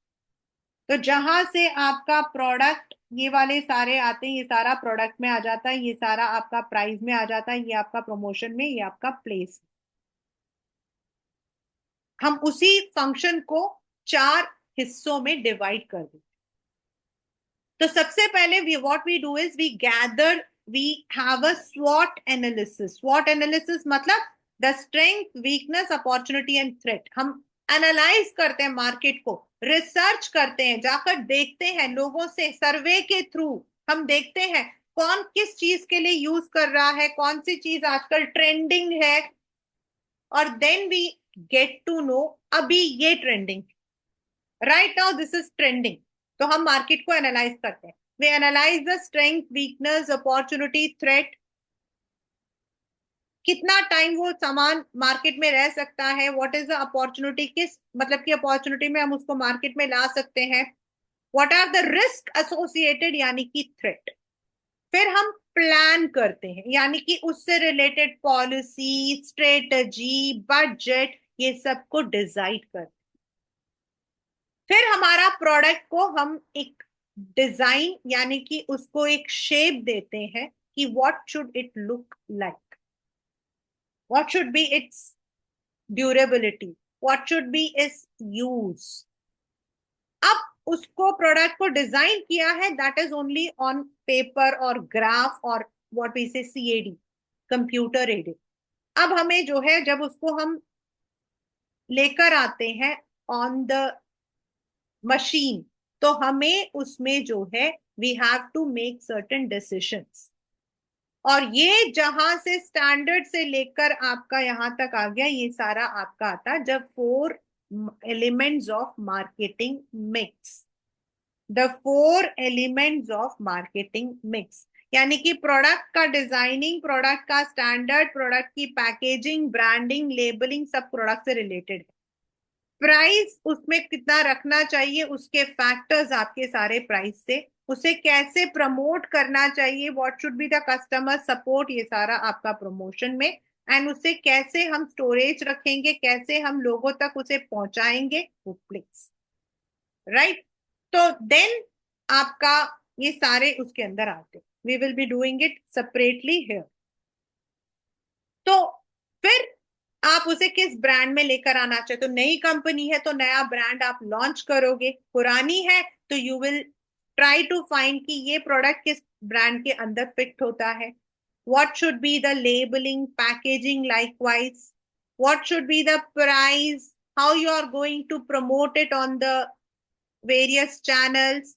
Once the thing is out, तो कस्टमर के लिए सपोर्ट सर्विस क्या रहेगा, लोगों तक वो कैसे पहुंचेगा, whether you are going to sell it through the web directly और थ्रू द डिस्ट्रीब्यूटर और through wholesaler, retailer, long channel, कैसे सामान लोगों तक पहुंचेगा, ट्रांसपोर्टेशन, ये सारे आपके फंक्शंस आइडेंटिफिकेशन में ये आ सकते हैं, राइट। वैसे इस चैप्टर से आप मार्केटिंग मिक्स को हमेशा याद रखना, और मार्केटिंग फिलोसफीज आपके इंपॉर्टेंट, मतलब मोस्ट इंपॉर्टेंट, ये दोनों जो है मोस्ट इंपॉर्टेंट है। और मार्केटिंग मिक्स आपका कुछ अलग नहीं है, वही फंक्शंस को 4 में डिवाइड कर दिया। अब आता फिलॉसफी, आपका ये कंसेप्ट भी आ सकता है, फिलॉसफी भी आ सकता है। कल मैंने आपको कुछ वर्ड्स बताए थे ना, कीवर्ड्स बताए थे ना क्वेश्चंस में, तो ये आपका वो है, आइडेंटिफाई द कंसेप्ट या आइडेंटिफाई द फिलॉसफी, दोनों में से कुछ भी आएगा तो आपको वही आइडेंटिफाई करना है। एक सामान बनाते हैं, if you want to make it cheap so that everyone is able to buy it, तो वो आपका प्रोडक्शन, आप उसको ज्यादा क्वांटिटी में बनाते हो, उस प्रोडक्ट में बहुत ज्यादा फीचर्स नहीं होते हैं, बेसिक फीचर्स होते हैं। वेरएज अगर आप उसमें फीचर्स को इंप्रूव करते हो, प्रोडक्ट के क्वालिटी पे आप इंप्रूव करते हो, उसकी जो मतलब की प्रोडक्ट की क्वालिटी है उसको ज्यादा एनहांस करते हो, whether it is made in less quantity, लेकिन सिर्फ वो टारगेट करता उन्हीं लोगों को जो ब्रांड को लेना पसंद करते हैं, देन प्रोडक्ट। टाटा का आपका जूडियो भी है, एंड टाटा का टाटा क्लिक भी है ना, टाटा का जूडियो भी है, टाटा का क्लिक भी है ना, आपको पता है ना। Zudio comes under product production, and जो आपका टाटा क्लिक है दैट कम्स अंडर प्रोडक्ट, क्योंकि यहां पर आपकी हाई वेराइटी के प्रोडक्ट्स मिलते हैं, वेर एज जूडियो के अंदर आपका प्रोडक्शन है, सब मतलब कि everybody reach. Selling, they have to, goods are not bought, they have to be sold, सिर्फ आपका सेलिंग कॉन्सेप्ट, आपने लिया और आपने बेच दिया, उसके लिए आप एग्रेसिव सेलिंग करते हो, प्रॉफिट मतलब कि अपना जो है मार्केटिंग मींस आप लोगों के नीड एंड वांट के अकॉर्डिंग अपने प्रोडक्ट को डिजाइन करते हो, so that you are able to target the right consumers. And social marketing मतलब आप वेलफेयर, एनवायरमेंट, इन सबको भी मद्देनजर रखते हो, यानी कि आप जो हो अपने सामान के अंदर ऑर्गेनिक प्रोडक्ट यूज करते हो, you are not harming the trees, you are not harming the animals, आपका जो है केमिकल बेस्ड नहीं है, हर्बल बेस्ड है, सोशल मार्केट। तो now in the elements we have product, यानी कि जो डिसीजन आप प्रोडक्ट से रिलेटेड करते हो, the decision related to product. तो प्रोडक्ट के लिए क्या क्या चाहिए हमें, सबसे पहले हमारा प्रोडक्ट क्या है, उसमें what should be the name, ये सारा आपका 1 मार्कर क्वेश्चन है। ब्रांड यानी it might be a name और it can be a mark, so it should be one which is spoken part आपका ब्रांड नेम है, और जो आपका सिर्फ रिकॉग्नाइज करते थ्रू द पिक्चर वो आपका ब्रांड मार्क है। And when you register it, it becomes the trade mark of the company. आप अगर अपने कोको कोला के बॉटल में देखोगे तो वहां लिखा होता है TM, trade mark. So branding is very important, and a good branding जो होता है ये आपके पेपर में आता है, आया है। in fact in some questions, some areas while we are giving the viva उसमें भी पूछा था। simple, short, it should be relatable, बिल्कुल सजेस्टिव होना चाहिए। इट शुड बी इजीली प्रोनाउंसिएबल, ऐसा कोई वर्ड नहीं होना चाहिए जिसको लोग बोलना नहीं जाके, क्योंकि दुकान में फिर पूछेंगे ही नहीं। It should have the distinctive unique features होने चाहिए, वो आपका पूरे कंपनी को बनाता ही वो ब्रांड है। Because when your company becomes a branded, तो लोगों के लिए आसान होता। हम जाकर क्या बोलते हैं, मैगी चाहिए, Maggi has now become a synonym to noodles. It also helps for different prices, introducing the new product and easy advertisement. तो product differentiation for the people, for the market, sorry for the company, दोनों के लिए होता है। For the customers it is a custom, मतलब हमारे लिए एक सेटिस्फैक्शन है। हम जैसे हम बोले ना, जूडियो से खरीद रहे हैं, टाटा क्लिक से खरीद रहे हैं, जारा से खरीद रहे हैं, तो जारा से जब लोग खरीदते हैं कहते हैं wow, status symbol and quality. Brand is, brand कब एस्टैब्लिश होता है, when you are maintaining a standard, a simplification, तो that is quality. Next is labelling. आपको इसमें क्वालिटीज को याद रखना प्लीज। लेबलिंग द मेन जिसके थ्रू हम खरीदते हैं। The labelling is also a legal requirement, क्योंकि गवर्नमेंट ने जो है लेबल में आपको बोल रखा है you have to mention everything, that is what is the product, its ingredients, its content. आपको उसके अंदर if you want to give any instruction कि भाई ये इसे यूज नहीं कर सकता आपको, then date of manufacturing, date of expiry आपको बताना पड़ता है। बिकॉज अगर आपने ऐसा नहीं किया और प्रोडक्ट को यूज करने के बाद किसी के साथ नुकसान हुआ तो you would be in the legal trouble. Label identify करता है वो जो हम कहते हैं ना grading, that helps. It also helps in the promotion, क्योंकि लेबल को देखकर हम खरीदते हैं। तो this is labelling. Next is packaging. Packaging में पेपर में पैकेजिंग बनाने के लिए एक बार आया हुआ, it can be in the pictorial also. So एक आपका होता है, जैसे हमने बोला कोई भी सामान है आपका ट्यूब के अंदर है, वो इमीडिएट पैकेज जिसके अंदर हमने सामान को डाल दिया, which helps the product from protect, मतलब कि वो प्रोटेक्ट करता है फ्रॉम स्पिलिंग या फिर स्पॉइलिंग। दूसरा आपका होता है इसके ऊपर आपका जो कार्डबोर्ड जो उसको प्रोटेक्ट करता है, एक्स्ट्रा लेयर देता है, secondary. And similar kind of आपके जो प्रोडक्ट है, दैट मे बी ग्रेडिंग, जैसे सारे आपके जो है येलो लेबल, सारे ग्रीन लेबल एक डब्बे में जाता है for transport, that is transport packaging. जो आपके कॉर्यूगेटेड बॉक्स होते हैं ऐसे वाले, वो आपका होता है third level. This is first, this is second and this is third, right. It is because the product is not, मतलब कि प्रोडक्ट को सेव करता है।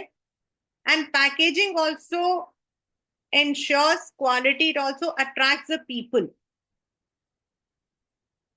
Next is price. While determining the price, ये पेपर में यही आता है क्वेश्चन। तो पहला आपका प्रोडक्ट ओवरऑल कॉस्ट में कितना पड़ेगा, then what is its utility and demand. अगर एफएमसीजी प्रोडक्ट्स हैं, कंज्यूमर गुड्स के हैं, तो उसका प्राइस हमेशा कम रहता है। अगर आपका बेस आपके जो बड़े बड़े कैपिटल गुड्स हैं तो वो प्राइस आपका ज्यादा रहता है। देन कंपटीशन कितना है, you have to keep it. अब अगर आप मतलब कि अगर आप 3 सॉल्ट के ब्रांड को देखोगे, सिमिलर प्राइस होता है। देन ऑन सर्टेन, मतलब कि जैसे सॉल्ट है, उन पर रूल्स हैं आपके, गवर्नमेंट लीगल रेस्ट्रिक्शंस हैं, आप उसको ज्यादा नहीं कर सकते हो because it is bought by everyone. Then marketing method, जितना महंगा मेथड यूज करोगे उतना प्राइस का दाम बढ़ जाता है। Then what is your pricing objective, यानी कि philosophy, product, production, selling, marketing. उसके प्रोडक्शन है तो आपका प्राइस कम रहेगा, प्रोडक्ट है, क्वालिटी है तो प्राइस ज्यादा रहेगा, सेलिंग है तो you will only focus on what we call profit. अगर आप मार्केटिंग करना चाहते हो, यू वांट कस्टमर बिल्ड करना चाहते हो, तो थोड़ा मॉडरेट रहेगा। Now how you would promote it, ये आपको इसको देखने की जरूरत नहीं है, एलिमेंट्स में सिर्फ आपको 4 मिक्स याद रखना है। मीन्स आप उसे कैसे परसुएट करोगे कस्टमर्स को मेरा सामान खरीदो, may be through the advertisement on TV, radio, newspaper. May be आपका जो कंपनी में आपने सेल्समैन रखा है जो घर घर जाके सेल करता है, you are keeping some promotional schemes, आपने कियोस्क बना रखा है, जगह जगह पे बॉक्स बना रखे हैं, ऐसे बन रखे हैं आपके, लोग वहां पर जो है आप उनको सैंपल्स दे रहे हो। क्या कोई मतलब कि यू आर कंटेस्ट कुछ किया, उसके थ्रू आप प्रमोट कर रहे हो। पब्लिसिटी, कोई स्पॉन्सरशिप कर रहे हो, publicity in the radio, TV, आपके जो शोज आते हैं उनमें आपके आप पब्लिसिटी करते हो अपने प्रोडक्ट को, जैसे दिखाते हैं ना वो मास्टर शेफ देखते हो तो this is Veeba tip of the day, तो वीबा का पब्लिसिटी होता है, तो कंपनी स्पॉन्सर करती है तो उनका पब्लिसिटी हो जाता है, दिस इज वीबा टेस्ट। अगर आप मास्टर शेफ देखते हो ना तो उसमें देखना, वो उसमें हमेशा बोलते थे तो फॉर्चून आटा, फॉर्चून, तो फॉर्चून की पब्लिसिटी होती है। तो आप कैसे यूज करना चाहते हो that, and a company uses a mix of promotion. Then place, मतलब आप उसे अपने कंज्यूमर तक कैसे पहुंचाना चाहते हो, may be through your web, zero channel, directly बेचते हो अपने, अपनी ही शोरूम, आपने फैक्ट्री शोरूम रखा हुआ है, जीरो चैनल। आप मैन्युफैक्चरर टू रिटेलर को बेचते हो क्योंकि आपका सामान ऐसा है जो रिटेलर खरीद सकता है, एंड कंज्यूमर, वन चैनल। आपके जैसे कंज्यूमर गुड्स होते हैं उनमें लंबे चैनल्स होते हैं, पहले हम डिस्ट्रीब्यूटर को देखते हैं, डिस्ट्रीब्यूटर लार्ज एरिया का होता है, फिर होलसेलर होता है उस स्टेट में एक दो जगह का, फिर रिटेलर जहां जहां दुकान होती है। तो इट डिपेंड्स, आप 1 लेवल, 2 लेवल, 3 लेवल, आजकल जो है company zero level and other level दोनों लेती है।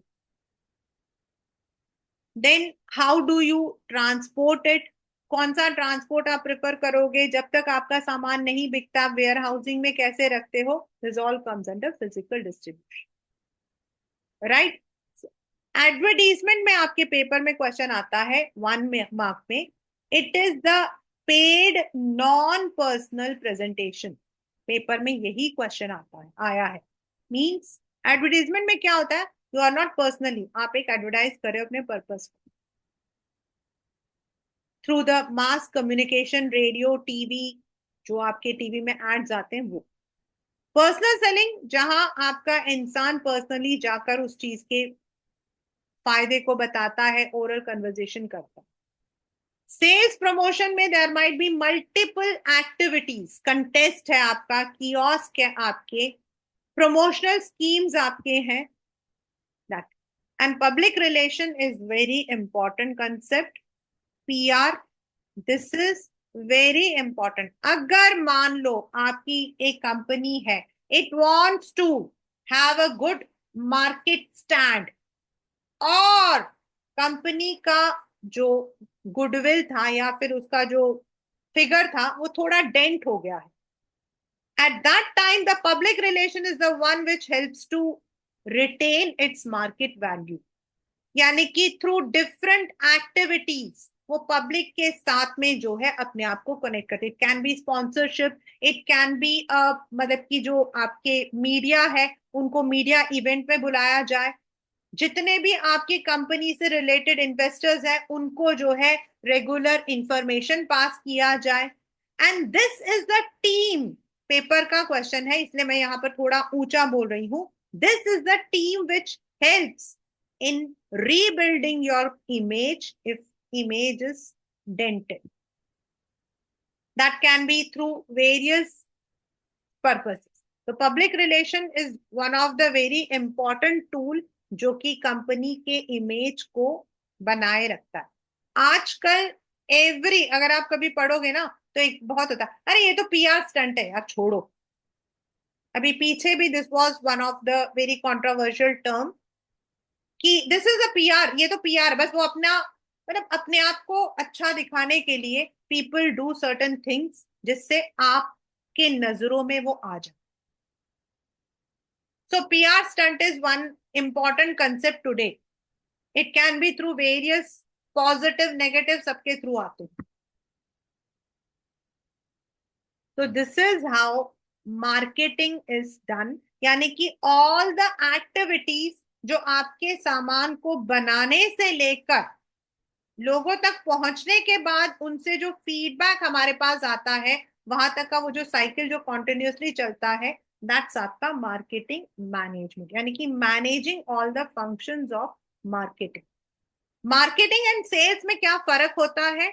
Marketing is finding out what people want, developing your product into that way, pricing branding सब करके उसे बेचना। Selling is only persuading the customer to buy this. Marketing पूरा आपका जहां जो आपका ओनर है उससे वहां से स्टार्ट हो। Selling is at different level, जो सेल्स का मतलब की डिपार्टमेंट है या जो आपकी दुकान है, they are more on to the selling. आज हमारे कंज्यूमर प्रोटेक्शन में है that it is not the people who should be aware, it is more the marketer. तो आज की डेट पर ये फंक्शंस को करना बहुत इंपॉर्टेंट होता है क्योंकि ईच ऑफ द फंक्शंस, इनमें से अगर किसी एक में भी कोई प्रॉब्लम होती है that can lead to the decline in profits. तो marketing management is one of the very important concepts in business, right? So with this we have done 4 chapters today. That is first chapter principles, business environment, financial management, and last but not the least marketing management.